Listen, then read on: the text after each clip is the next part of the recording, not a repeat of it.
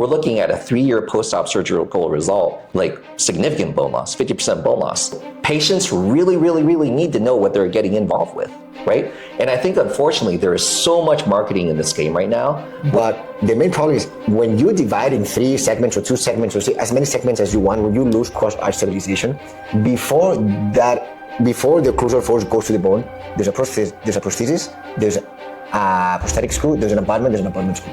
So all of that part takes so much load if you have like cross-arch stabilization that there can be a lot of like prosthetic failures. The lack of cross-arch stabilization that occurs is going to do way more damage to the implants in the long haul, causing implant failure. Look, I know responding to videos with videos might seem petty, and maybe it is. But when patients are making $40,000 to $60,000 decisions based on claims that have 0 peer-reviewed research behind them, and when someone is saying that adding more stress to dental implants is somehow beneficial, which contradicts everything we know about implant biomechanics, I can't stay silent. Today, we're setting the record straight on 3-on-6 dental implants. Hi, I'm Dr. Daniel Choi, board certified periodontist since 2011 from North Texas Dental Surgery. Dr. Randy Roberts made a video responding to my concerns about 3-on-6, and now myself and our team of prosthodontists are responding back. If this feels like dental drama, I get it. But here's what this is really about. I've noticed some patients asking us if 3-on-6 is right for them, and when we look for the research to guide that decision, it doesn't exist. In this video, we're breaking down the claims with actual evidence, why there isn't a single peer-reviewed study supporting the 3-on-6 protocol, why segmented bridges actually increases the stress on your implants, not decreasing it, the real story behind that 13 times more likely to fracture claim, why prosthodontists and periodontists across the country are concerned about this protocol, and the critical questions you must ask before choosing any full arch solution. We have no financial interest in any specific protocol. We can do FP1, FP3, All-On-4, whatever is best for your situation. But you deserve to know what the actual science says versus what the marketing claims. I've also put together a comprehensive patient guide called the Informed Patient's Guide to Full Arch Dental Implants. I know what we talk about in this video can be confusing, and I've done the best I can to explain it in this guide. It also has the critical questions you should ask any provider before committing to any treatment, whether it's 3-on-6, All-On-4, or anything else. The link to download this free guide is in the description below.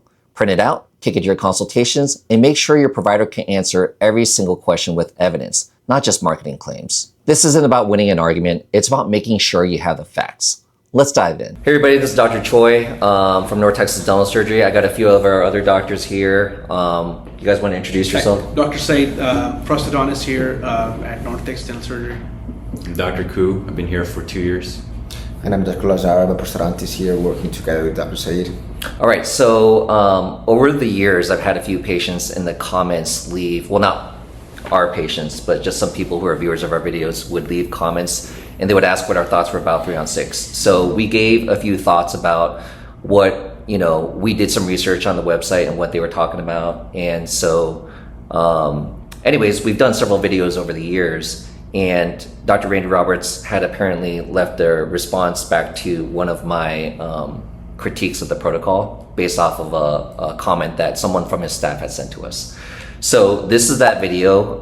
I haven't seen it. I've seen like the first few minutes of this video. So what we'll do is I really wanted to get, we all go to dental school and we get some training about occlusion, meaning basically your bite and kind of how that's interrelated and what the long-term aspects are on your teeth and dental implants. But prosthodontists definitely get way more training in regards to basically the biomechanical aspects of our jaw relationships, the physics of everything, and really wanted to get your guys' input in what's going on with this video. So let's get started here. Hello, Dr. Randy Roberts here with the Utah Smile Clinic, creator of the 3-on-6 procedure. So we are getting a lot of reviews from a dentist at the North Texas Dental Surgery office, and he says he's 3-on-6 or All-On-4 debunking myths and setting the record straight. I haven't watched this video yet, but we're getting a lot of reviews from this guy like every week, something like that. And I think it's interesting that he's doing these reviews and things without actually knowing what a 3-on-6 is. I feel like if I was going to review Tesla, I would have driven one, not just kind of had my perception, what I think Tesla is. Like, well, I think I know what electric cars are, so here's what I think the advantages of gas cars versus electric cars are, and, just kind of like a generalized thing when I've never actually been in one or owned a Tesla. which, I don't think you have to have had a 3-on-6, but as a doctor, you should at least, understand the science. I've spoken with one of us if you're going to be doing a bunch of reviews so that we can answer your questions, because a lot of the things that he's saying about the 3-on-6 are just not true. And it's understandable because, as a smart person, you'd think that you'd understand the difference between an electric car and a gas car, but what Elon Musk has been able to do with Tesla is, unprecedented. Electric cars really weren't anything like what they are today. And the 3-on-6 is similar. Like what we have been able to develop isn't really like anything else. It's like, I can understand your perspective. Other doctors are like, no, but yeah, you're worried because what if the bone falls away in the future? It's like, yeah, that would be a concern with the way that people did things in the past. But the way that we do it now, we're able to make sure that you have strong bone forever. And we're able to develop the tissue. So even if you're missing bone, we're able to bone and tissue graft that in a way that's predictably that will look really good. And so it's just a lot. All right, so that's a bold claim. That's a bold claim. And we'll talk about some of the things that, that... But to begin with, I've been in a Tesla, right? So I've had 2 Teslas before, but I didn't get my first Tesla until December of 2018, which was pretty late in the process. And even before Teslas were approved, the NTSB with their batteries, obviously with a completely new technology, they had to prove themselves over probably tens of thousands, if not hundreds of thousands of miles before they're approved to go on the road, right? We knew one of the first things that were happening were the crazy battery fires, right? So there's, we can't just take a new technology and say like, oh, you don't believe, but look at this, So, I think that with dentistry, everything we do, I remember when I went to residency, the director at that program was asking me about why we focus on evidence-based dentistry. Is like, yeah, you're absolutely right. Like, we have to do what's tried and true. Now, are there basically new protocols that can develop? Like when the All-On-4 was first developed, we all thought he was crazy over 25 years ago, right? But, we do have to practice evidence-based dentistry. When I do a specific type of gum graft, I'm going to use a protocol of what could be a derivation of what I know works well, but typically I'll go back to my tried and true. I'm not just going to pull something out of my ass, like some random procedure, and just stamp my name on it and just roll with it, right? Like I need long-term data before I can do something, because also I'm worried about the liability aspect of things. What are your guys' thoughts? What do you think about the Tesla thing? Going back to the Tesla point, right? Elon Musk did not just come and invent Tesla. He overtook the company in, I think, the early 2000s. It was already an established company, which was working on this technology, this great technology nonetheless, but he made it better. So like you were saying, it took years for them to study that. And now they're at a point, although they're not profitable with the cars they're making, but still, they're now at a point that they're selling a lot, right? So, but I think that's not a valid example for healthcare per se, because if someone in Japan comes up with a technique of, let's say, a new graft, you won't fly to him to kind of ask him about this technique. You'll wait for him to publish articles with some reputable journals, and you'll wait for long-term data. And that's what you were saying about experience-based dentistry, and there's like evidence-based dentistry. We all love and have our own biases, but I think it's super important because it's a human in your chair. You have to be pertinent on the long-term sequelae and the complications that can happen. So many things are good for 4 or 5 years, and we've seen that. Right. Especially you place an implant anywhere, it's probably gonna hold on for a couple of years if it's not loaded. But at the end of the day, it's a functional prosthesis in a dynamic patient, right? There's so many things that are not static.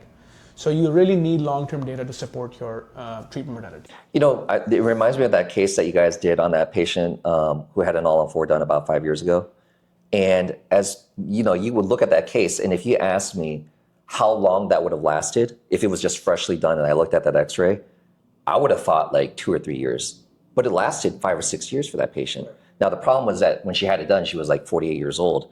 So for her to fail like at 53, 54, whatever she is right now, that's still catastrophic because she spent a lot of money. She has less bone to work with. It's a way more complicated procedure, right? So my point about that is that even some of these poorer protocols, like you can get away for a few years. So like that's a testament to how the mouth can actually, tolerate some of these things, right? It's very forgiving. But my whole focus of like when people are now looking into not just a single implant or like a few implants in their mouth, if we're talking about a full arch solution, these people are now taking mortgages, a second mortgage out on their home. They're getting a loan. This is a significant amount of money. These people, like I've seen multiple patients over the years who have not even made payments, finished making payments on the first procedure before being told that they need another procedure done. And here's the kicker. it's more expensive than the first time it happened, right? Because it became a more complicated procedure. You have less clinicians who want to take on that procedure because now it's a liability, right? What are your thoughts? Oh yeah, 100%. Retreatment is more expensive. And unfortunately, that's at least what we do most. On teeth and on implant, that's what we do most. And it is where it is. I'd like to just like kind of get your, both because you guys do the surgical part and you were well versed in that. There were some claims made about, being able to grow bone and keep it forever, and basically grow gums where there's no bone, and then grow bone. So what are your thoughts on that? Do you think that we have the graft materials right now? Because according to what I've been working with a lot of surgeons and periodontists. The one thing I keep hearing from surgeons is that vertical augmentation is like the hardest to do, and it's the least predictable. You can do it, but it's super like unpredictable, But I'd like to hear your thoughts on what do you think about that. So having done bone grafting for 3 years of residency, plus being in my 15th year of practice, what is a little bit more precarious, obviously, is when you're doing a full arch solution, right? So number one, vertical augmentation is different. Is difficult. Not like, but you'll see somebody like Dr. Urban in Hungary just do ridiculous stuff, right? But not everybody is Dr. Urban. And that's another thing that people need to understand. Just because it can be done doesn't mean that everybody can do it. So when we're saying about a FP1 type of prosthesis or a procedure that could be done, like that guy on Instagram, what's his name? Karvalov? Oh, the guy from Portugal. Yeah. His FP1's beautiful, right? Now, not everyone's him, right? We've seen some FP1s that are like train wrecks, right? And you're like, we wince when we see these photos, right? So like another aspect that we need to consider is like, just because it can be done beautifully by Urban doesn't mean that I should go diving headfirst into doing a bunch of vertical augmentation cases, because I've seen some of these vertical augmentation cases look really, really, really scary, like later on, like the complications that you're dealing with, right? So like when we're doing like a full arch, and we have patients that have really thin bone, right? So when I'm going ahead and doing those, and I'm doing like in these cases, a lot more horizontal ridge augmentation, right? But if we're doing an FP1 or a 3-on-6 type of solution, and we're trying to maintain interproximal bone or doing vertical augmentation, that's more challenging. I don't think he's doing more of that. I think he's doing more of the horizontal augmentation, which is great. But then also to make another claim about, oh, you're gonna have this forever, and like my protocol and the way I do it is awesome, is like, that's a bold statement. Because again, even though we've done this a lot, I always like tell people I'm an optimist in life, but man, like when we do implants or whatever, I don't give myself the benefit of the doubt. That's why when we're doing these procedures, it's stressful, right? We're trying to make sure that these implants are in very precise positions. We are trying to basically over-engineer, adding more bone, soft tissue, whatever you need to do, because again, these cases are very stressful. And despite all our experience, we can also have a bad day, right? The problem is when you're doing an FP1 or a 3-on-6, which is just teeth only, what aesthetic compromises are there if I fracture off interproximal bone? Can't regenerate that, right? Urban can't regenerate that. You can't regenerate interproximal bone. We can do some soft tissue grafting, right? And then we can really jam those like pontics or like, the bridges or the single arch, whatever, in the site, into the tissues to create the illusion of like papilla.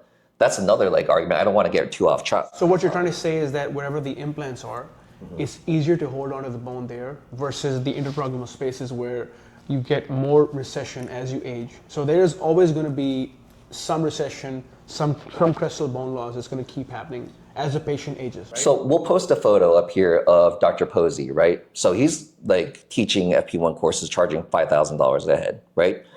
Famous guy, like, out in Italy, and he's even coming here in Dallas, like shortly. He posted a photo of basically FP1 full arch, like 1 unit prosthesis, right? Like I think it was like 10 years later. And what caught my attention is like this obsession. As a periodontist, we are obsessed about papilla. We're obsessed about black triangles, avoiding them, right? And with this FP1 solution, like I saw like all the bone and soft tissue loss, right? My only thought was, man, if I was to go home and like eat like pasta or like a salad everything is going to pack into those embrasures, right? I would not be able to have a conversation and smile at someone afterwards because I know it's all going to pack there, right? So like my argument with that is like, what is this obsession with the papilla, right? As long as we are keeping a clean intaglio surface, then like that's the most important thing for me for peri-implant health for the long term of the implants, right? That's my thought. Obviously, and the other thing about the FP1, we all agree, multiple conversations, the candidacy, the window of candidacy for an FP1 to be done properly for a great long-term prognosis. Everyone's posting their FP1s on, like, for whatever reason, this is like zygomatic implants 2 years ago, right? Everyone's on Instagram posting their zygomatic implants. Like, look at my zygomatic implants. I'm a better surgeon than you, right? And it's like, well, let's try to refrain from doing zygos on everybody and only use them when we really need to, right? And I feel that that's exactly the fallacy what's happening with FP1 because there's an obsession about trying to put people in FP1s.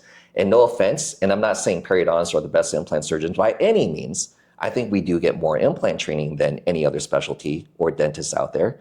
And we have to focus with all the research and like focus on the biology aspect in 3 years of residency. But, you know, when I'm looking at these cases, I know that they're not following the biological principles. I know that like these sites that they're placing, and as we mentioned earlier, that person who said that he got a 3-on-6, several, like I think it was like 3 years ago, he came in with his wife who did an All-On-4 with us. It came from somewhere in Texas. We're looking at a 3-year post-op surgical result. And we'll show you these x-rays and the screenshots, like significant bone loss, 50% bone loss. Like, he doesn't know it. But I can actually, like, you know, I saw it on the CT. I didn't want to alarm him. But then I also like lift up my lip and I was just quickly seeing him before I had to see another patient. I could dig my fingers in there into the facial because he had significant bone loss and gum loss, right? That is a peri-implantitis issue right now. And like, he needs to get that addressed. Otherwise, he will lose those implants. You know, so I need to have a conversation with him next time about that. Which would require a lot of grafting if you had to build that up. Obviously, because you've lost gums, which means you've lost bone. Right. So you probably will not be able to maintain the same level of gum. Absolutely not. There's going to be so much shrinkage there. And so what is it going to need there to keep it hygienic? It's going to need a whole new prosthesis, right? Nobody has a conversation about that either, right? But that's what happens with an FP1 when it goes wrong. What I would feel would be make me way more confident with these types of like the FP1 solutions out there. Everybody show me the sagittal cross section of your implants when you're doing them, right? We just see a pano or we see a quick like kind of like a full skull view, right? Where they're rotating it. Hey, I did FP1 on this patient, right? And so like, again, I would want FP1 in my mouth if I was a candidate for it. And we have another conversation about that later. We know that we would stage it. For sure. But we live in America where everybody wants everything done one day. Yeah. And if you don't do it for me, then I'll go to another person that does it for me in one day, right? And here's the other problem with it. What's that gonna require? More appointments, more money for us, right? More chair time. It'll take longer to finish the whole process. Exactly, more appointments, which are very, very frustrating. And then if we go, this goes back to the prosthodontist. Do you want to be compensated for basically creating the pontic sites, making them more ovate? No, I just like to do it for fun. Yeah, of course. You'd like to do it for free. We do it all for free. For fun More or for appointments. free, both. And guess what happens? We have to like sedate them more times. And if not, then we have to like numb them up for these procedures. And guess what? The patient's uncomfortable. They're not happy about that. All factors in regards to, you know, why, you know, patients really, really, really need to know what they're getting involved with. Right? And I think, unfortunately, there is so much marketing in this game right now where it's like, I will tell you whatever you need to hear so that you get this procedure done with me. But I think like what you're saying, I 100% agree with, but I think it's important to also delineate that FP1 and 3-on-6, in my eyes, are two different treatment modalities. You could call 3-on-6 a split FP1, but I think FP1 is more well-researched and there's more articles about that. Because on 3-on-6, I mean, I went on their website. They have 2 articles that they're linking, and we can actually link those articles. But What are they? What kind of article? Just a case report? Well, they were basically using these articles because in the comment that they sent us, they said they were talking about some research. And then the articles that they posted on the website had absolutely nothing to do with what... It's actually a different article that they quoted and a different article that they have on the website. But that article actually has nothing to do with the claim that was made. It was about actually veneer, I think, the porcelain veneers on top of the hybrid prosthesis. So it's about that, basically. So they're comparing a full mouth design versus a split design and talking about the porcelain chipping off of it, which in my opinion isn't really the number one, kind of failure that we see really, especially with nowadays with the zirconia. I don't think that's an issue with zirconia chipping. That's the least of my concerns. Mm-hmm. All right, let's keep moving on this. That are misconceptions that they don't understand about what we do because they don't know what we do. So it makes sense that their reviews would be flawed. But to me, it's like if I was going to go and I was going to review another doctor somewhere and I'd never spoken to the doctor, I didn't even know what he did. It seems like that would be it'd be hard, like especially if you're going to review it over and over again without really knowing what it is. It's like you should probably have a conversation with me at some point. So anyways, I'm going to review the video and I'll go over some of those things. Hey everybody, welcome back to the channel. Today I want to respond to a comment I received from a representative of the Smile Clinic of Utah about the differences between the 3-on-6 and the All-On-4 implant system. It was a thoughtful comment and I really appreciate the willingness to engage in conversation. But there are a few things I need to address, so let's dive in. Here's a comment I received. For brevity's sake, I won't read it, but I'll go over it with my responses. Please pause the video if you'd like to read it. However, it mentions that most of the information I provided about 3-on-6 is inaccurate and invites me to visit their clinic to observe a surgery. I truly appreciate this invitation, but I'd like to clarify a few points based on both my 14 years of experience as a board-certified periodontist and 3 years of periodontics residency training, as well as my broader research on these implant systems. In addition, before I get into the meat and bones of this video, I'd like to also address that I've spoken to multiple other specialists ranging from periodontists to prosthodontists with years of experience and training on both FP1, 3-on-6, and FP3, All-On-4. And I asked them about their thoughts on exactly this topic. And they all agree that patient candidacy and expectations should be limited with a 3-on-6 FP1 type of solution. And although many people could technically be a 3-on-6 FP1 patient, long-term aesthetic results and implant health are much more predictable on an All-On-4 FP3 type of solution. Now, this is a very important point. What I mean by aesthetics is that if people are willing to deal... Like I said, his first point is it's long-term aesthetics are more predictable with an All-On-4. So what he's talking about there is that, like, with your natural gum tissue, what if it recedes a little bit, and that's a problem that people have with natural teeth. If you have natural teeth, you have that. You potentially could lose a little bit of bone, and you could potentially lose a little bit of gum tissue if you don't take care of your bone and if you don't take care of your gums. And that's true with the 3-on-6 too. You potentially could lose a little bit of bone, and you could potentially lose a little bit of gum tissue. Whereas if you have a denture, that's what essentially an All-On-4 is. You have a denture, it's like your gum tissue's fake, so you don't have to worry about that. It's like, yay! But you do still have to worry about losing all the bone up above there, and it's more likely to fail and have problems in the future. But as far as the long-term stability of the restoration, would you be more concerned about? He's brushing aside the fact that on a 3-on-6 or any implant, like in general, if you might lose some bone and gum. Like that's when you start developing peri-implantitis. So for the viewers that don't know out there is like you have microscopic pores on your titanium implant. That the blood, when it's healing, the blood goes in and it clots and it turns the bone and creates a mechanical lock. But unfortunately, once you get bacterial infiltration later on, because you start losing bone and gum and bacteria start sticking on there, what happens is you begin the process of where they release their toxins, and then it causes more inflammation and more bone loss, more gum, and then it's just a progressive process, right?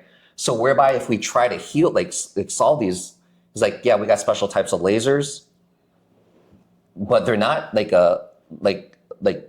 not 100%, right? They don't bring you back to 100%. Absolutely not. And what happens on the FP1 type of solution? Like you cannot lose any bone and gum without having some significant effect on this type of prosthesis. There is no leeway for you to lose bone and gum without having issues, especially with an FP1. Eyesore, in my opinion. Oh, yeah. Especially if the amount of shrinkage is not uniform everywhere. Exactly. So then aesthetically, right? If we're talking about the aesthetic repercussions of, could you imagine if we did an FP1 on somebody and they started having some 3, 4, 5 years later, they started experiencing a lot of interproximal bone loss or whatever. It's like, and then this patient had a high smile line or just a moderate. So when they laugh, you could see that. I would feel really uncomfortable because I'm like, okay, crap, now we need to get into vertical augmentation territory. I mean, you really need to go into a FP3 then. Right. If that happens. Right. If you want to fix it. So how much are we charging for that? Right? Or are we taking that hit? Right? I mean, yeah, it's tough to really get the prosthetic design right as well because the holes are set in stone then. The implants are set in stone, so... Yeah, I mean, and if it's a high smile line and they show the junction between the natural gum and the prosthetics, you cannot go for an FP3 because it's going to look terrible. So I don't know what to do there. It's those cases that you tell the patient, only God can help you. Right. Hey, so we were trying to hope for this at the beginning. Sorry, you ended up like this 4 years later. Tough luck. But hey, you know what? We didn't reduce your bone at all, which we've already had conversations with. And it's just a little bit of bone loss. It even happened with your natural teeth. What do you mean? But that's a great point. That's what he said. He says, oh, your teeth lose some bone and gum too. It's like, but your body can compensate. Like, you don't have the catastrophic results. But I think it's important to note that, he said it very lightly that you lose a little bit of bone and gums. When you lose bone and gums on your natural teeth, it's called periodontitis, right? It's a disease, and that's the reason why a lot of patients get the procedure done in the first place. So it's not as easy as just losing it. If patients are losing bone and gums, we're on top of their hygiene to make sure they don't lose more. As a periodontist, though, you can also say that, you can lose periodontium and like be, stable, right? So you don't have active inflammation and stuff like that. So like, yeah, if he's bringing up a case like that, 100%, you can lose some bone and gum. But the process of bone and gum loss around a dental implant, man, if it's my mouth. Oh yeah, it's way different. Like Yeah, you can way control it way better on natural teeth. On implants, I think you cannot control it. Yeah. Like when it starts, I mean, at least that's my opinion. When bone loss starts around implants, it's the start of the end for that implant. You know what I mean? Like you're just like telling the patient, okay, we can just take it out and start from zero now, or we can try to delay it. But that implant is going to be lost at some point. Then the factor is like, how old is the patient?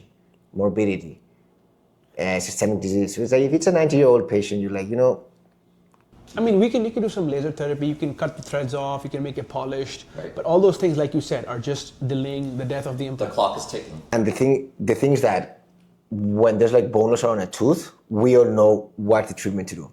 Hygiene, SRPs, like the treatment is standardized.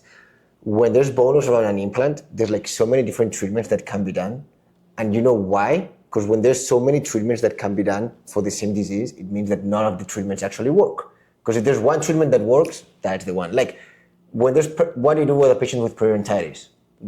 Bone loss around their teeth, what do they do? Just like hygienes, cleanings, SRPs, or maybe some kind of like surgery. yeah. But you know how to stabilize that. Right. Which around implants, you're like, okay, we can try this, we can try that. But Yeah. I think no one knows.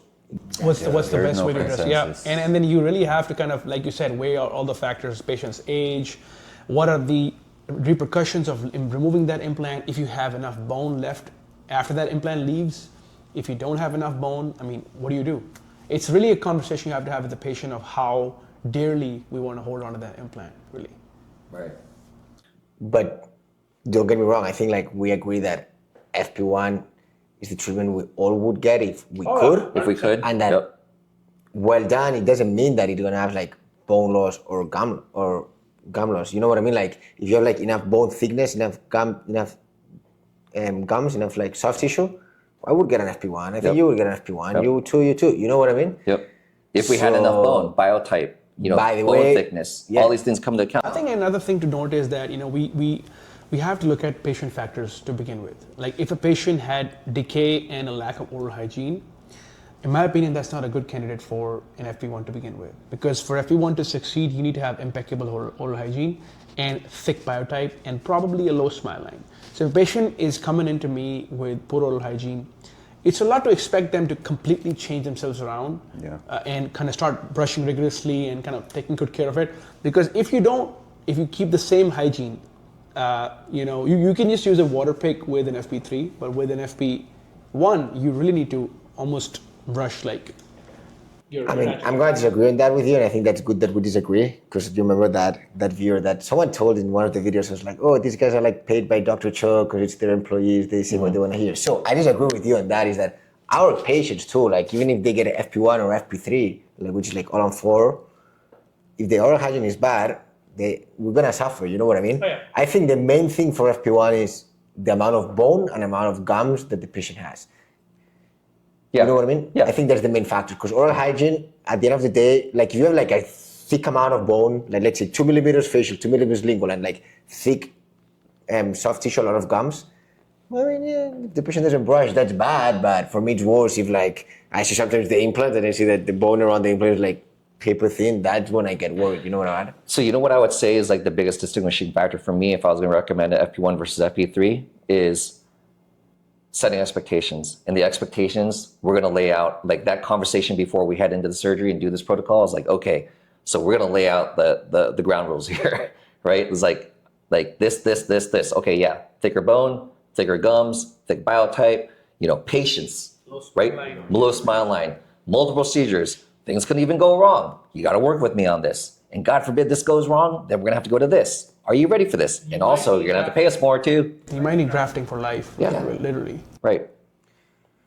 And I think something very important in FP1 case, which I say we love them, but I tell my patients, like I see patients, for me, the most beautiful teeth are like triangular teeth. You know, it can be like triangular, round, squarish, or rectangular. Now people are gonna be like, what is this guy talking about? Right. That's the most important factor to consider with patients. If I see a patient with triangular teeth, like I saw this patient this morning, this famous singer, and she was like, I love my smile. It's just for two strings. Yep. I want the same as I had before.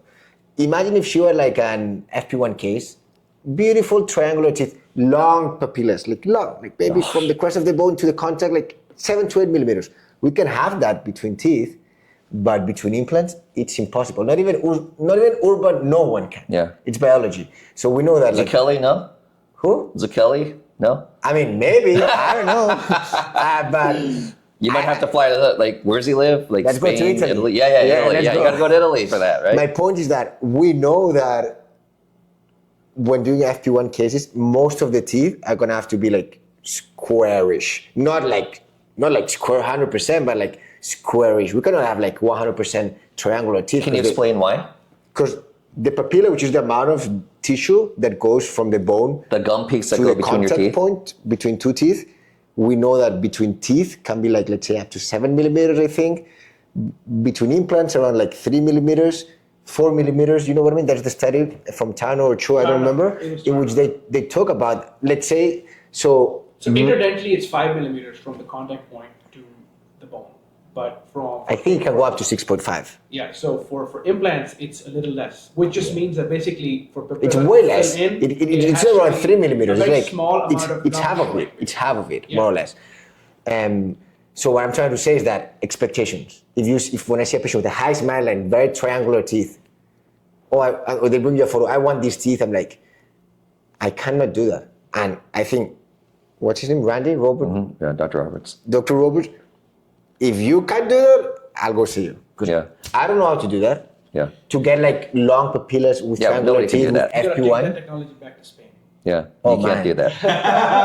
Yeah. No, I think that's the most important thing in FP1 case, like making sure that the patient is okay with squarish looking teeth. I don't mean like blocks, but squarish. And that's the point of like the why is aesthetics easier with an FP3. I'm not saying I love FP3 more, but like why is it easier?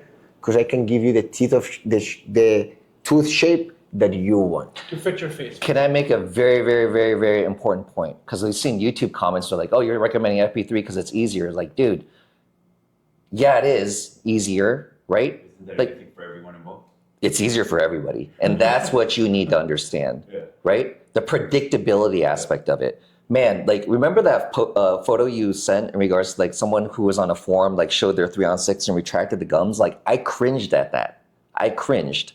Now, I'm not saying that he did this case, right? Somebody did this case and this person claimed to have gotten a 3-on-6 and pulled their gums. I was like, dude, if I did a case like that, like, I'm worried, right? So in regards to like patient expectations, like, dude, you're not gonna have perfect symmetry, right? Like with the end result. The obsession has to be like right now because these people are being told through the marketing is like, don't do FP3 all-on-4 because you're gonna get crazy bone reduction. I was like, dude, zirconia has changed the game. Opaque zirconia. The teeth that we use, the material, opaque zirconia, because there's 3 different grades of zirconia, right? Yeah. The most opaque, which is like the strongest form of zirconia, it's the same material we're using in an FP1, or he's using on a 3-on-6, or we're using on an all-on-4, FP3. So, I'm sorry. Sorry to interrupt, but when talking about bone resection, many of the patients that we see, we don't resect the bone. Like if they come with no teeth or severe periodontal disease, like the bone is already resected. And also the older the patient, like normally let's say 60-year-old female, okay, it's not that old, let's say 70. But females after the 50s, let's say, they don't want their teeth up here as they want to show their teeth. So when someone wants to show their teeth, we know you have to drop the teeth a bit like down. So if I put the teeth down here and the gums are here, we already have the space for the pink. We don't have to resect like crazy bone, in our cases. And at the bottom, most of the times, like many times we open the bite of the patient to give a longer facial aesthetics. So by opening the bite, you already create that space. So I don't agree with the fact that all FP3s need resection. 100%, yeah, and I think we've spoken about this before as well. I think the way we talk with, communicate with Dr. Choi and Dr. Koo in terms of where we want, how much bone reduction we want is first we work up of where we want the teeth to be. We do a diagnostic wax up. Then we determine where the incisal edge is, where the edge of the teeth is, and from there we determine, okay, this is the thickness of zirconia or prosthetic material we need, so this is where we want the bone to be shaped. So what you're saying is that if you bring your incisal edge down, that's basically less bone reduction that you need for those patients. And unless you're a dental terrorist and you're just like extracting natural healthy teeth, patients that have like periodontal disease or they lost like gums or They're bone, already gonna lose it. By the time you extract the teeth, it's gonna... And if we're extracting the teeth, it's for a reason, you know what I mean? Yeah. So many times, like, of course there's cases we have to resect bone, of course, because there's many cases where the teeth are super rubber, which means like they come out. So even for a 3 and 6, you have to resect bone many times. You know what I mean? Because if it's a patient that is showing like a gummy smile, if you want to give that patient like a nice smile, even if FP1 cases, we also have to resect the bone. So I think bone resection shouldn't be just like, oh, FP3 is bone resection, FP1 is never bone resection. When did this whole trend for FP1 really start? I feel like it's been like maybe like 2 years? 2-3 years. Okay. So yesterday I saw a patient, we did his All-On-4. We delivered his prosthesis maybe 3-4 years ago before we had our own mill. It was an opaque prosthesis. Okay, he actually fractured that. I saw that, yeah. Yeah. Dude, that thing is like way thicker than a FP1 prosthesis. So how many of these patients do we see that got them in this predicament to need a full arch solution that have parafunction? Vast majority. They say 80% of the population has parafunction, right? Clenching or grinding. That puts compressive forces and like little microfractures in the teeth over time. And at a certain point, it breaks, right? Could take 2, 3, 4 years. Back in the day when we were taking we were using like translucent zirconia versus opaque zirconia, and my Tesla, which was like 6,000 pounds, like I'd drive over it. Like opaque zirconia could handle being driven over like 2-3 times before it fractured, right? Translucent, quicker.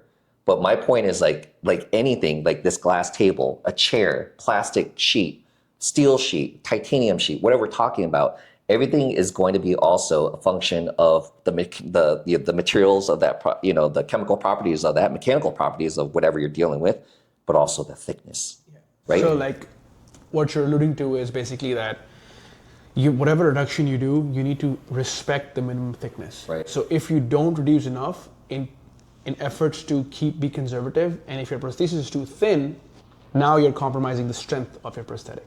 So what happens on that patient that we didn't realize has severe parafunction and does an FP1 solution, 3-on-6, whatever it is, keeps breaking it?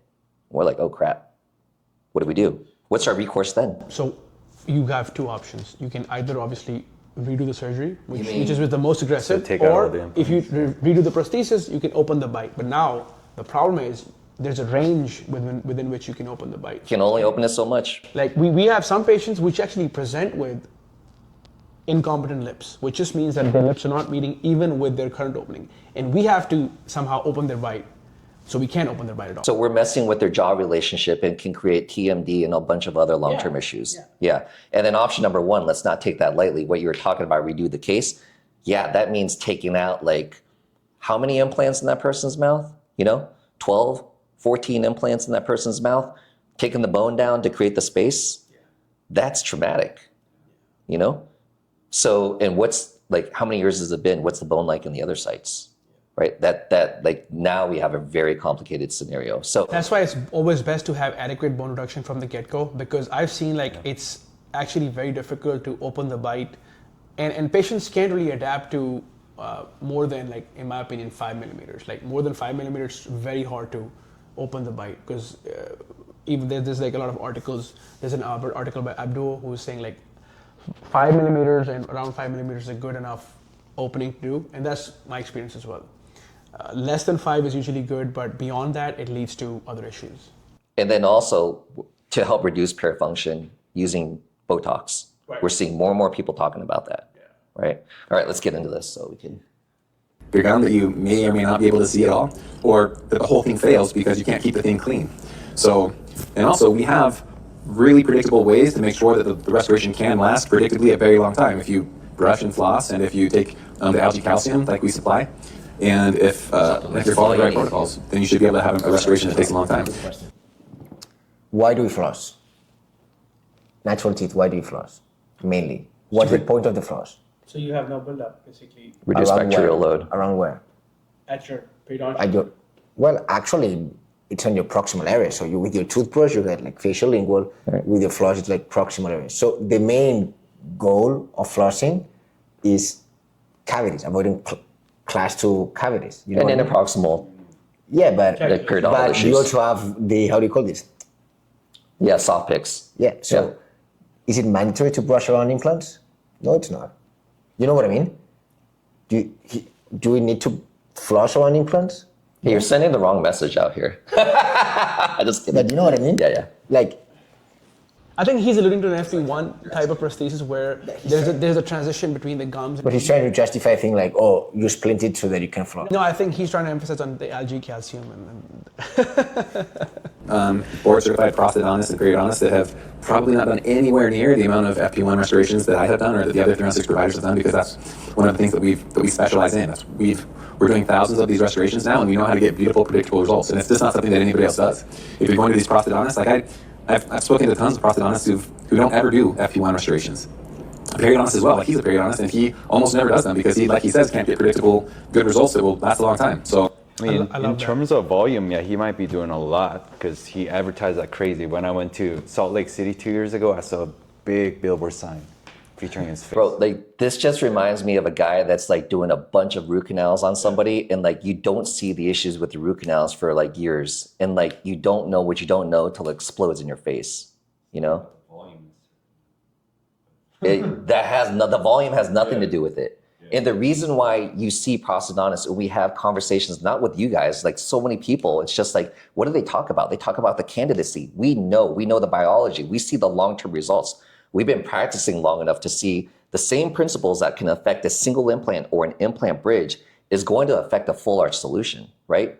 And then plus on top of that, and we'll talk about it later on, is like the lack of cross-arch stabilization with one unit makes me worry about all the load that's being placed on the implants and the long-term consequences of that. I mean, honestly, like, I think if someone's doing like a new root canal technique in, let's say, Asia or somewhere, and they just graduated dental school, and a year later they come up with this new innovative technique in 1 year, and they trademark that technique, and then they say that, you know, this is the way to go, and only I know how to train it. For me, that's immediately, honestly, a red flag. I mean, personally, because I want to see long-term data on that, like I've been alluding to for the past, from the start of the video. So I've recently kind of done some research on the 3-on-6, and it's promising. I mean, I'm not gonna lie, like the results for some of the patients look great, but it's just the fact that for someone to graduate dental school and in 1 year patent an implant technique and then say, you know what, all these specialists who've gone through training don't know what they're doing. Them and all their evidence-based research, forget that, you know? I've done this thousands of times. And then on the other hand, the research that you're quoting is from the early 2000s, right? For a technique you're doing in 2005. I think it's just, I mean, it's just hard to buy, you know? Yeah, I can understand why you'd be in your hands. It's a little bit more scary because of those things, but yeah, let's continue. With longer teeth and more squarish teeth and long-term papilla loss, then FP1 3-on-6 will be an option for more patients. However, if a patient cares about the aesthetics of their teeth, then these discussions and expectations must be discussed. Also, a disclaimer, please understand that this is not any sort of attack on Dr. Roberts. I'm sure he's a great guy, but as you stated in your comment, my intention is truly to just get information out there to help others. Also, unlike Dr. Roberts, who has ownership of the branded 3-on-6 protocol, I have no ownership or vested interest in All-On-4 because FP3 and FP1 are just implant treatment protocols. They've been around for decades. Finally, I do both FP1 and FP3 in my practice. In fact, I did an FP1 2 weeks ago and have another one coming up shortly, so I'm not only eager to do FP3 All-On-4 in my practice, nor do I refuse to do FP1. If any of my viewers seem to get lost with any of the terminology or principles throughout this video, please refer to the video description below, as I will have important links to other important videos I made about this very topic. First of all, I'd like to address the statement you made, and I'll list it below. But the basic gist of it was that you were saying that cross-arch stabilization causes less stress to be on the bone and on the implants, and therefore makes the bone stronger. This statement defies everything I've learned in implant dentistry. The goal is to reduce the stress on the implants throughout the healing period and over the long term. In my 14 years, the most common reason for implant failure is excessive load, whether due to improper implant sizing or improper prosthetic design. No offense, but this statement is the complete opposite of what we try to achieve in implant. So he's saying that with implants, you want to have the least amount of load on an implant. And I agree with him at the beginning. When you first place your implants, it's important to have a minimal amount of load on those, which is why we won't put a lot of, why we don't separate it up into bridges until after a few months. Because then you want to stimulate that bone growth. And so you don't want to have too much stimulation on those implants initially. But similar to like an arm, if you put it in a cast forever, your bone and your muscles are going to atrophy. So you put an arm in a cast while it heals. You let it heal for a few months, and then you take the cast off, and your bone can get stronger and stronger. It's the same with your implants. You put your prosthetic into one long piece so that the implants have less stress for the first few months, and then you break it up into bridges so that they can have more stress, and that stimulates some more bone growth. So you're saying that tying all the implants together forever is the best solution? Like that goes against science. It goes against how we take care of our bones. It goes against how we take care of everything else in every other industry. Dentistry is not all of a sudden, oh yeah, we want to tie everything together forever so that it's strong forever. It's like, no. Breaking it up into bridges or even into individual teeth, that makes it so that each bone and each tooth, why were our teeth individual to start with? Why did we have individual teeth? Why didn't God just set it up with one big old long tooth? It's like putting individual teeth helps us to stimulate bone growth, and it helps us each. Oh man, dude, like this right here alone just freaks me out, dude. That means then why are you not placing 12 implants for 12 teeth? You know what I mean? Because the treatment of full, so it's sorry, but it makes no sense to compare like teeth supported restoration and implant supported. And I think the first thing to unpack is the example of a cast versus the teeth, right? Because I think it's important to really, jokes apart, I think it's important to understand the difference, because this analogy of a cast, the reason why we remove the cast is because you got ligaments and soft tissue that will fuse. So I've had an ankle injury with soccer and my lateral ligament injured. So they asked me to make it functional after a month so that my ligaments don't fuse, so I still have movement. And it's a joint that allows movement. Well, guess what? With implants, your implants are fused to the bone. So there actually isn't supposed to be any movement. Whereas with natural teeth, which he's saying that every individual tooth, he's right, you need individual teeth, but that's because you got a periodontal ligament under it. And that ligament allows micro movement in the first place. And that's the principle of orthodontics. That's how you move teeth. Shock absorbers. Yeah. So basically, that ligament is how you move teeth. You put compressive force on one side of bone resorbs, the other side gains, and that's how you move teeth. That's the principle of, and that's just because you have a PDL. Implants don't have any periodontal ligament, so they are not designed to move anywhere. Yeah. So I just they don't like those horizontal forces, which we tend to do on the teeth. What we call in dentistry, the worst thing for teeth and for implants is non-axial forces, which means like everything that is not coming straight down to the long axis of the implant or even of the teeth.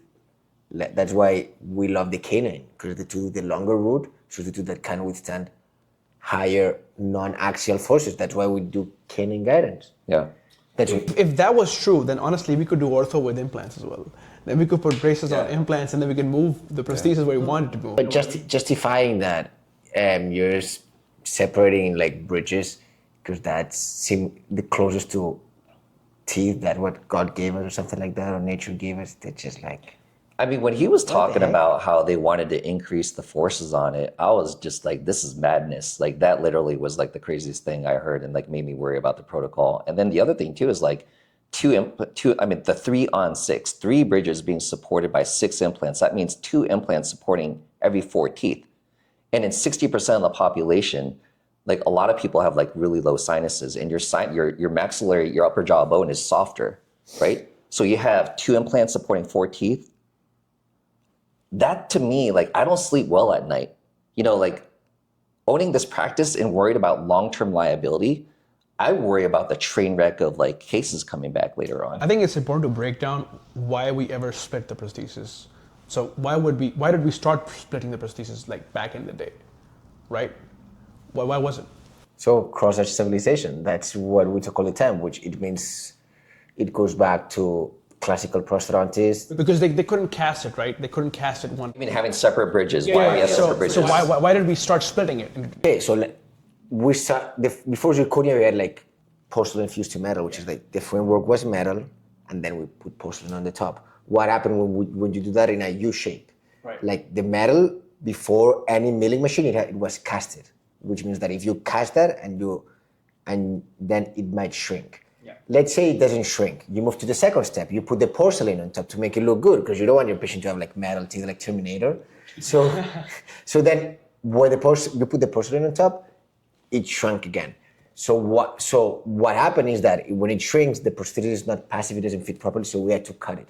At least normally in three parts. So it was a manufacturing problem, but It was a material limitation. That's what we had, and that's what it is. But with zirconia, there's shrinkage after sintering, but we have ways to counteract. counteract that. You know Long what I story mean? short, it's way more predictable that like if we have like 6 implants or whatever in someone's mouth, it's like my whole analogy of the IKEA table. If you got 6 legs and you got the tabletop and you're trying to line it up and make everything line up, the technology and the material differences with zirconia versus what they were in the past, it's way more predictable to do it with zirconia.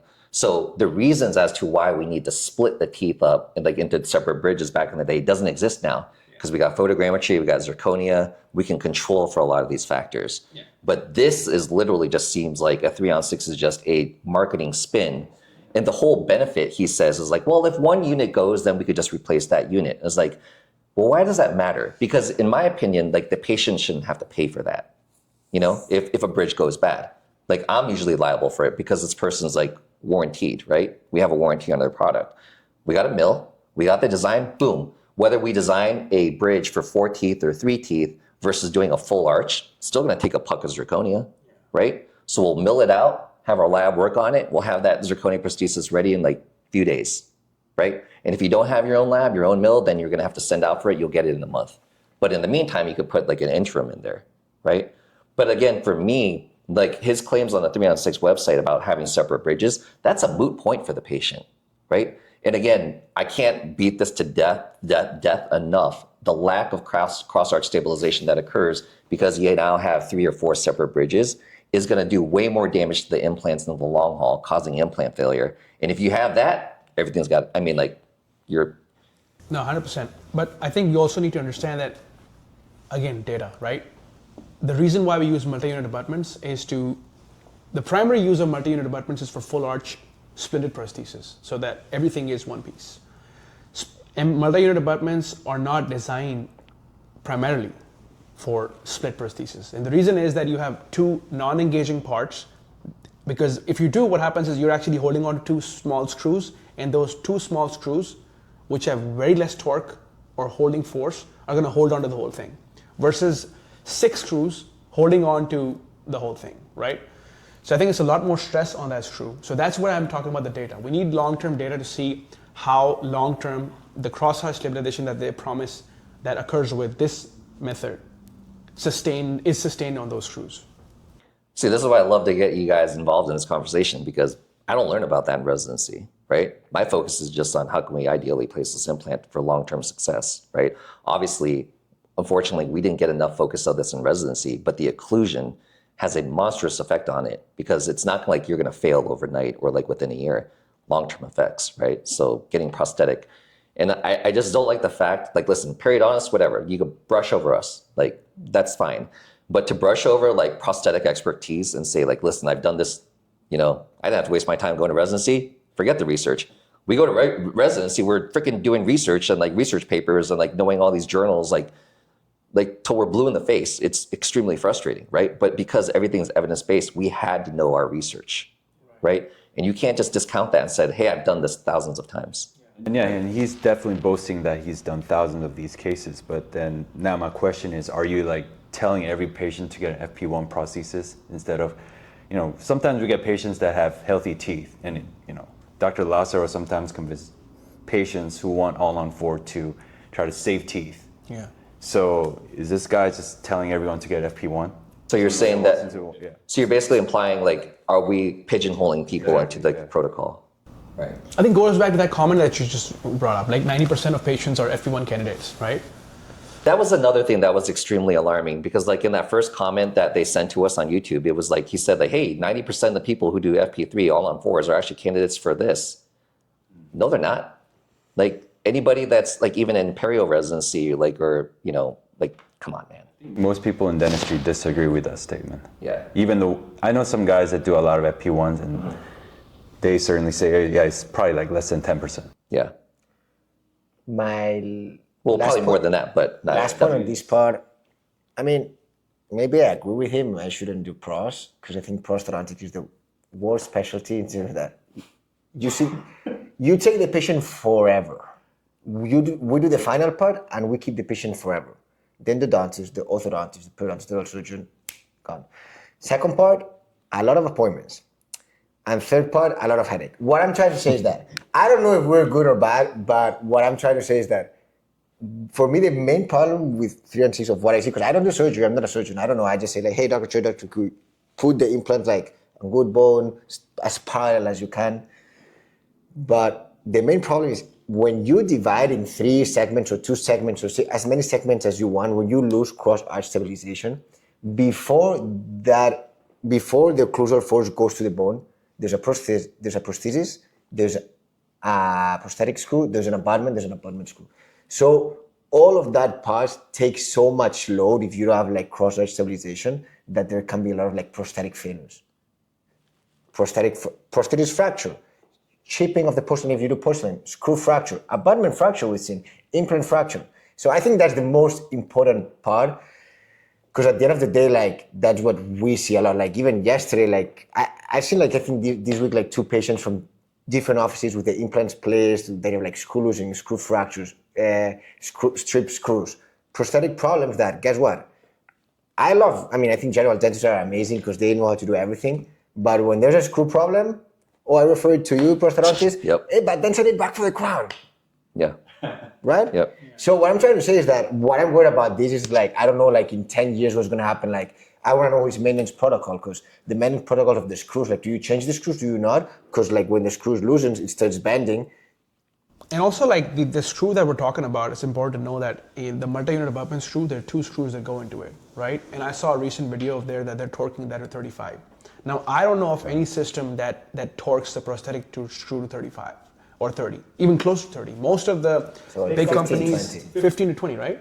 So that's my other concern. Is there like a special screw that they're using? If that's the case, great. I want to know more about it, you know?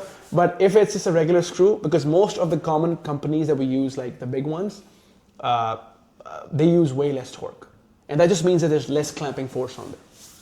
And I wouldn't make it that complicated, but let's move on. But what I was trying to say is, like you said about the multi-units, the reason why back in the days we could splint with not many mechanical problems is because we didn't use a multi-unit. It was directly to our external hex implant.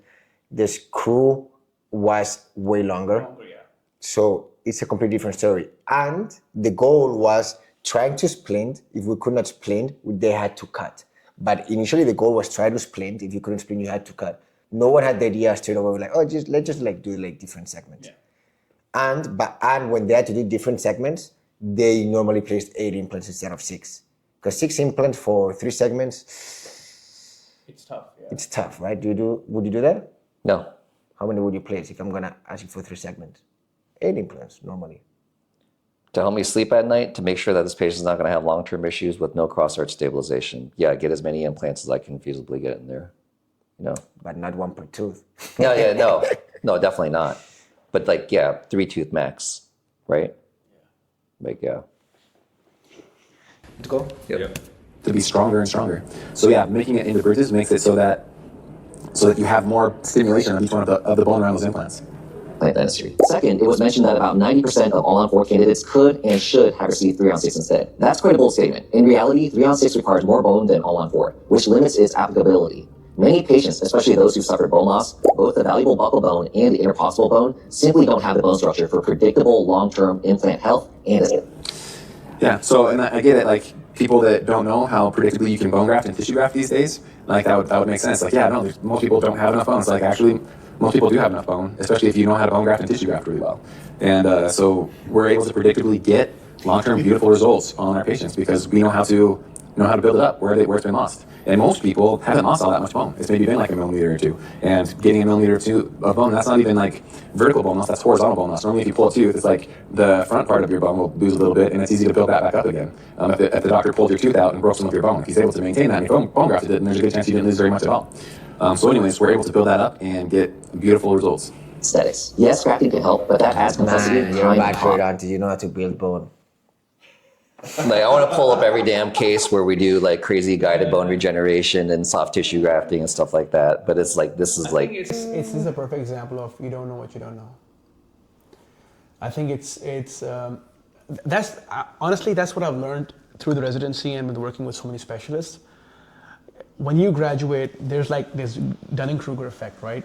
When you're on the rise and you think you know everything, but as you practice, you learn more and more complications. You face more difficult cases. Yeah. So I think this is like, if you look at it this objectively, that's what I would say. I mean, I know it's gonna sound like, you know, weird, but it's just like you don't know what you don't know. that was me in residency, man. Yeah. Like my attendings would tell me you can't do that with soft tissue. You're not going to regenerate that. I was like, yeah, maybe you can't, but I can. Sure enough, they ended up being right. And I was like, put in my place. Yeah. Who was I to tell them that they've been practicing like 10, 15 years, right? That's ego, man. That's ego. Yeah, I mean, me too. I remember I had like this faculty in residency. When I graduated, he asked me like, are you happy you know more now? I'm like, yeah, I mean, yeah, I guess. He's like, I don't, because the more you know, the more you care. So it lets you sleep. If you don't know, you're happy. Ignorance is a bliss, right? I'm not saying he doesn't know, but maybe prosthodontists, we don't know enough. Yeah.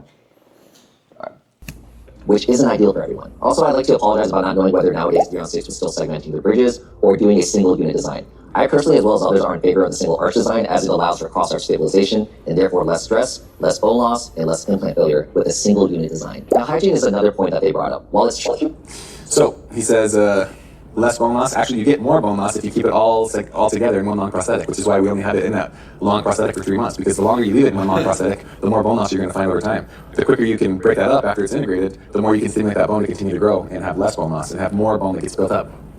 Through that food can trap under. This is just invented. I never read this anywhere. Yeah. This is like the craziest. It's the first time I hear that. Yeah. First, like bone growth or bone stimulation doesn't create bone loss. We can find so much research, like just, I mean, we could spit like, and let's B-roll this into the video. We'll just flash up tons and tons of studies talking about cross-arch stabilization, effects of bone, how important it is for long-term implants. I think it's a very good exercise for even like patients or potential patients to, there's this website, the AI website we were talking about. What was that website again?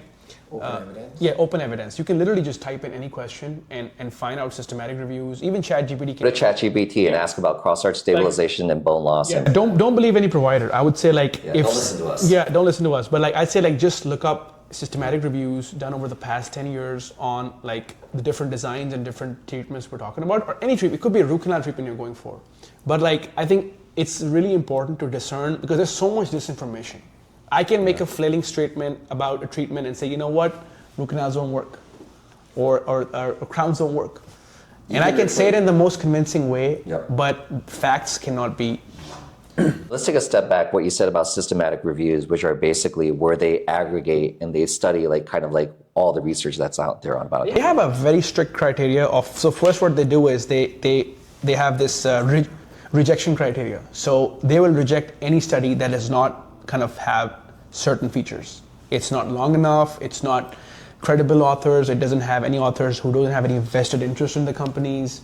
So they have very rigorous criteria where they kind of, okay, so these are the studies that meet the criteria, and now we're gonna dissect these down to the bone. And then they come up with the conclusions. And those conclusions are usually, what we follow, what later become guidelines or recommendations. Guys, I haven't watched this video before. I saw like the first 2 minutes and I can't believe what I'm hearing here. For prosthesis, with proper prosthesis, meaning teeth design, along with proper hygiene practices like regular cleanings and the right tools, these issues can be prevented. As for the papilla and gum aesthetics, maintaining natural gums around a 3-on-6 isn't as simple as it sounds, especially for patients with bone or tissue loss. While bone and tissue grafting can help, it doesn't always guarantee perfect results. And some patients may still experience gum recession or visible implants over time. Also, please evaluate this example of an FP1 solution that an Italian world-famous prosthodontist posted on his Instagram. You can see in the 7-year long-term photo the interproximal bone resorption and gum loss that occurred between the teeth despite the soft tissue sculpting that was done. If the papilla is not supported by interproximal bone, you get this type of gum loss, which results in horrible food traps. I couldn't imagine. So one of the ways that we're able to help maintain the bone and the gum tissue, the papillas around those restorations, is by placing cow bone. So cow bone, one of the advantages of that is that it is a much more dense bone, so it holds its place there for much longer. It will stay there for many years. And also, if the patient is taking a good source of calcium, so they're not going to be losing their bone levels, then yes, it can help maintain that bone forever. But at the same time, you're looking at this picture of an FP1 restoration from 6 years later. That was one, it wasn't segmented, it was one solid one. So yeah, you're likely to lose more bone, proving my point. Break it up into bridges, you're more likely to have more of that bone stabilization over time. If you So, you know, was that? This guy is completely like re-educating me on like everything I ever learned. I think he's figured it out. He's invented he's trying to invent something with no foundation. So like, you know, like I was saying, you can say anything. Yeah. But until Man, let's invite Podzy here. Yeah. No, but Posey is not up to standard as well. So. Yeah. Oh, he's better than Posey. Because Posey is like splinting it, so he doesn't know. Yeah. Like that has absolutely nothing to do with it. But one thing I will give him credit for is, bovine bioloss doesn't remodel, right? So like basically that is a great long-term solution, right? However, it's not going to stop interproximal bone remodeling, you know? So is it gonna increase bone over time? That's the question. Definitely not. Yeah. an All-On-4, a similar case, that over the course of 6 years, you're going to also see that amount of bone loss. But the gum tissue is still going to look great because it's fake gum tissue. It's a denture-like denture material with fake gums. It's like, yeah, but then you look below the denture, and now there's a big old space there where it was much more difficult to clean, so you're more likely to have food and things like that and implant failure because of that. Which results in horrible food traps. I couldn't imagine eating anything. So that's not true. Well, if there's a gap, wouldn't it be easier to clean? Like, definitely doing like a flat or a convex surface. You know, I think I give him credibility there because he's really talking about denture design. Mm-hmm. So when you're talking about denture material, he's probably talking about the hybrid design of the prosthesis where you do denture conversion. Usually when you do denture conversion, it does lead to a more rougher substructure than the zirconia polished undersurface that we get with our flat profile. And they'll always use those photos to basically discredit it as like, oh my God, this is nasty. But the other thing that we got to say too is like that intaglio, meaning the actual surface of where the teeth or the gums on an FP3 or the teeth on an FP1, where that contacts your gums, that's all going to be up to the design of the lab or the dentist or whatever. So you're going to see a lot of inconsistency from who you're going to see. And also like denture conversion are done usually day of surgery, which is the worst time to assess tissues. Because you could have sutured somewhere tightly, somewhere loosely, and your tissue could be a roller coaster. And your prosthesis is then going to be a roller coaster. And as it heals, it's going to remodel, and then you might have cavitations in the prosthesis which will trap food. At the end of the day, I think patients need to understand that we use the same material for an FP1 and FP3, which is zirconia. We just change the design of the intaglio. In an FP3 well done, it's a convex or flat intaglio, in which why we do it that way, so that if it's convex or flat, it doesn't trap bacteria. But it doesn't trap food or very little. The shape of an FP1 pontic, it should be convex or flat. So it's the same shape. Instead of having like, if you have 12 teeth, you have 12 units, you have like 12 different intaglios. If you have like one, you have, for an FP3, you just have one, but it's the same design with the same material, with a little bit of pressure, let's say 0.5 to 1 millimeter of pressure into the tissue. And you really platform the bone. So you keep your implants at a similar level versus an FP1 where you submerge them a little bit more to get, I'm not saying both FP1 and FP3 well done can be very clean solutions, and badly done can be very dirty solutions. Yeah, but if they're badly done, an FP3 is going to be dirtier though, right? Generally. Like if you had to make a blanket statement of any... The thing is that an FP1, you can do it like pontic's better or worse, but an FP3, the main problem is that I would say most of people who do FP3 out there, they do a convex intaglio because it's the easy way. Sorry, concave. Because it's the easy way, you just send it to the lab, the lab just does it. If you don't work on the tissue with temporaries, here we give the patients like at least three sets of temporaries in which we adjust so that their gum tissue and our tissue, they're like flush. So if it's convex, that's what most people do out there, that's a nightmare. And that's the main reason for peri-implantitis, in my opinion. Right. Prosthetic design. You can increase inflammation. And I think I agree with Dr. Cruz. So when implants were introduced, with Brandenburg, it was like manageable for a hybrid prosthesis, which we call like high waters design. High waters design means like more than 5 millimeters distance between the tissue and the prosthesis. The main goal for that is that if you have like a lot of space, it's not even easy to clean. Just like food goes in and out, like it's like a river. You know what I mean? You don't even have to clean it. So I remember I saw this patient the other day here, in which like his implants were placed like outside. Implants were good, but like I could not give him a good profile. I had to do a high water design, leaving a lot of space. Patient can't clean it perfectly because it cleans itself. So I think there's a little bit of misconception on design of prosthetics in this video. Things getting caught in these spaces nonstop. And there was also a claim that All-On-4 is 13 times more likely to break compared to 3-on-6. This is an extraordinary claim, and while I'd love to see the independent studies backing it up, the research I'm familiar with, along with all the All-On-4, FP3, and FP1 cases that we do here at this practice, does not support this. And again, I've asked other friends and family about this. Both systems, when executed well. Again, so we're Tesla, and you've never driven a Tesla, and you don't know what it is. You're saying, I can't believe that it could support that. Because like you're talking about one restoration that is an FP1 restoration that's all the way around, like that's way more likely to fracture because it's so narrow. But you break that up into 3 bridges compared to something bigger. It's like Thomas Linkovic did a study where he did full arch restorations versus 4-unit bridges versus single-unit bridges, and the likelihood of a full arch bridge breaking it was like they said 14 times more likely to break just because it's so big like that, which is why you have to continue to cut away more and more bone to make it thicker and thicker and bigger and bigger of a restoration so that it's less likely to fracture. So like, well, the solution to not have your restorations fracture is to cut away more bone. So they're just constantly chopping away more and more bone to make the restoration so big that it won't break. And so that's going to make it more difficult to talk, and it's going to make it more difficult to clean, and it's going to make it so that you're chopping away your bone so that in the future you have less bone. So if you do have a problem, you have implants that fail, like there's less areas to place any implants, and you're more likely to have to get zygomatic implants or something more extreme like that instead of building up and conserving your bone.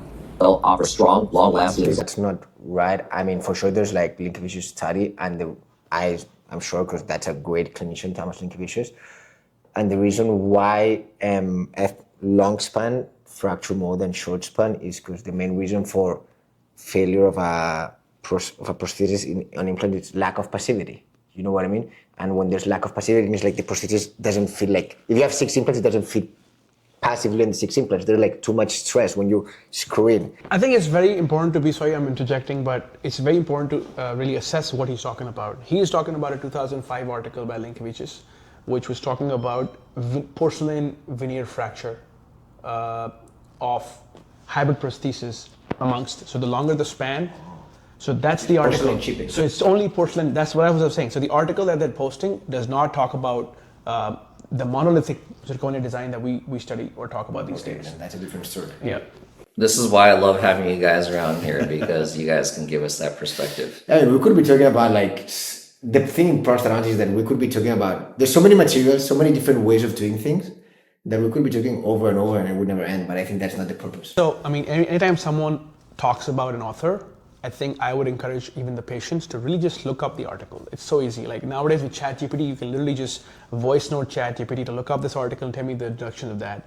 I mean, it doesn't, it's not going to take a long, it's going to be quick, and then you're going to find out if that's actually, because someone can quote you any article, but you have to be objective about it. It's your health at the end of the day. Do your research. Yeah. Don't believe us. Yeah. You were just being deceived. Like, like the way he portrayed it, Linkovicius is a big name. I respect the clinician.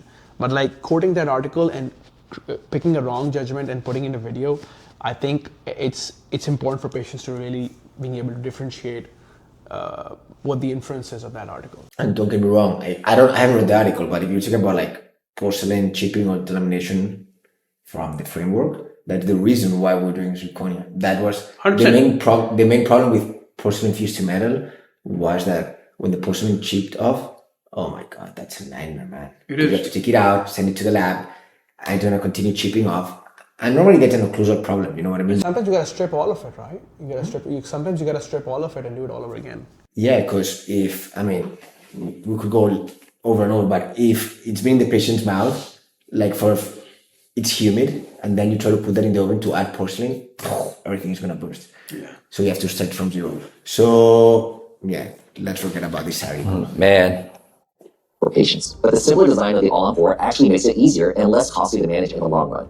Also, as long as the patient is under warranty, why would this matter? This also stresses why it's important for a patient to see a provider who properly warranties his product. In the end, both 3-on-6 and All-On-4 are viable solutions, but they're not one size fits all. While the 3-on-6 might work well for certain patients, the All-On-4 has been proven time and time again to be a reliable, cost-effective solution for a wide variety of cases, especially for those with bone loss.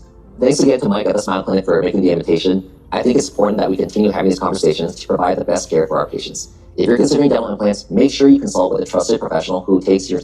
Yeah, you're welcome. Happy to have conversations with you. But like I said, I feel like having a conversation about this and being able to answer your questions lag time, so we could tell you all the things that we've learned over the course of 10 years of doing these things, as opposed to just talking to somebody else who's been doing it differently. Like, yeah, they're gonna have different results. Like, yeah, well, we did FP1 restoration that was one solid bridge, and look how much bone we lost. Like, yeah, you did it wrong.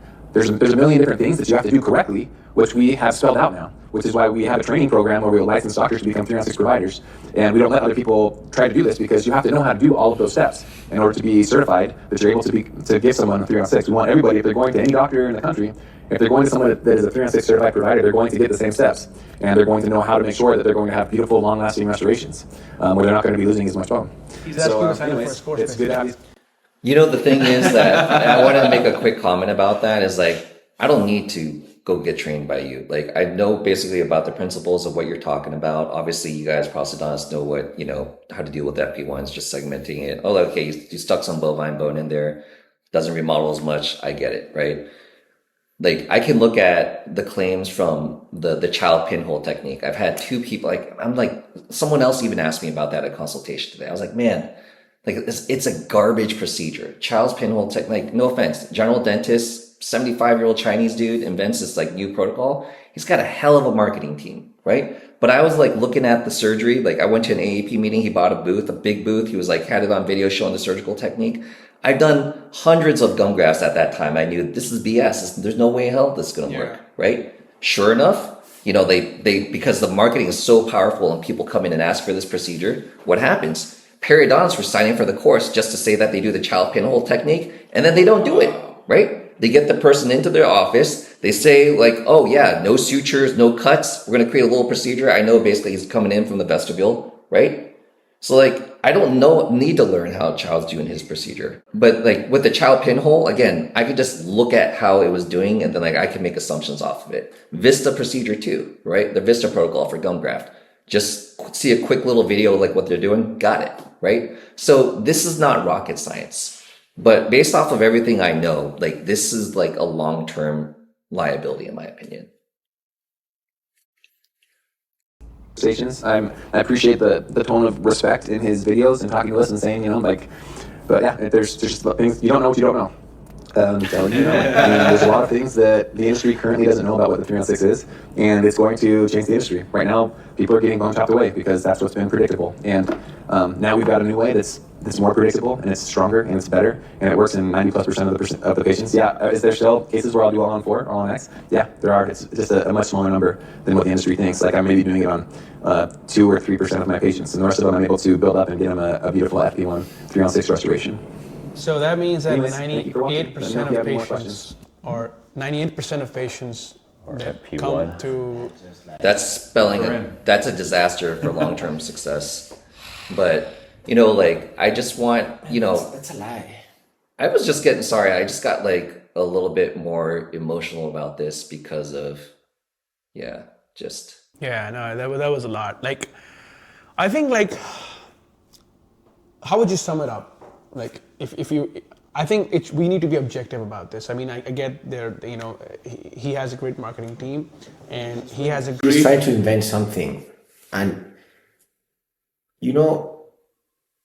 I mean, he's comparing himself to Tesla, right? If you go to any dental meeting, you just approach. I mean, I'm from Spain, so maybe I'm biased, but I think there's Spanish clinicians like Iñaki Gamborena, Gomez Meda, or Carvalho, who's Portuguese, or Ponti, who's Italian. I mean, maybe the best ones are in Europe. I don't know. But what I'm trying to say is you can approach any of these guys, and they're gonna tell you the same.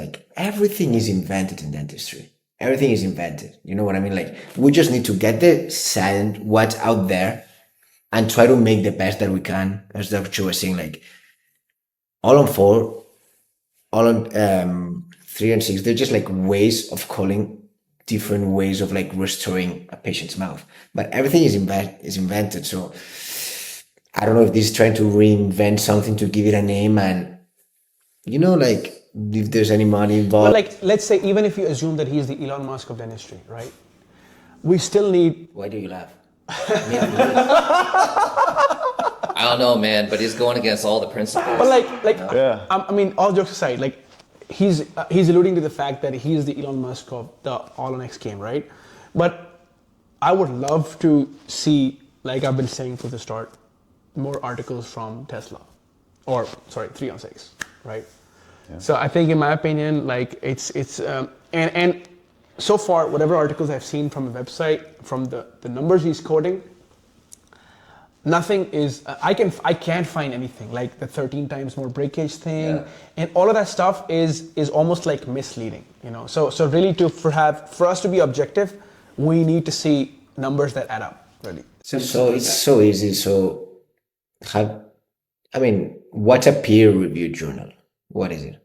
Peer-reviewed journal. So you come up with an article, and then you send it to Other experts who are usually specialists in that field. So if you come up like with professors or emeritus professors, or like the biggest people in that field. Yeah, and those people usually in academia are either like periodontists, it could be a prosthodontist, they could be oral surgeons. Well, they could be general dentists. It could be general dentists, but like it's always someone in academia who's well versed in evidence-based dentistry. Have you seen? I haven't, but have you seen any of 3 on 6 on any journal or peer-reviewed journal?